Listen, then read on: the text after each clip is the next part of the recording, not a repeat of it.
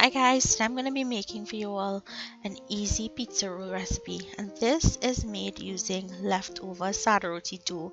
It does have yeast in it, so if you're using a yeasted dough, it's perfect. So I'm going to roll out the dough.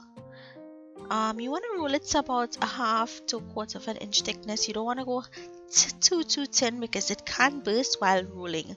So once you have it rolled out, you're going to spread some sweet honey barbecue sauce or whatever type of barbecue sauce or ketchup you would like. Once it's spread out evenly, we're going to go in with a layer of turkey pepperoni, or you can use regular pepperoni. Next, going in with some onions, and I'm just using whatever vegetables I have on hand.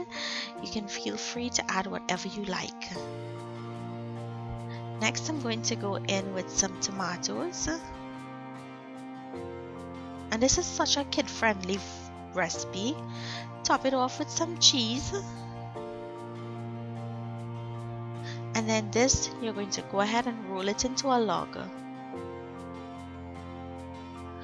Next, place it on your lined baking sheet and bake at 400 degrees Fahrenheit for 20 minutes. Once it's finished, we're going to allow it to cool down slightly, and then we can go ahead and slice it. So that's as easy as it is to make pizza roll with leftover sada roti dough. I hope you guys enjoyed this recipe. Make it and let me know down below. You can use different variations of fillings for the inside. Thank you all so much for watching, and I'll see you in my next video. Bye!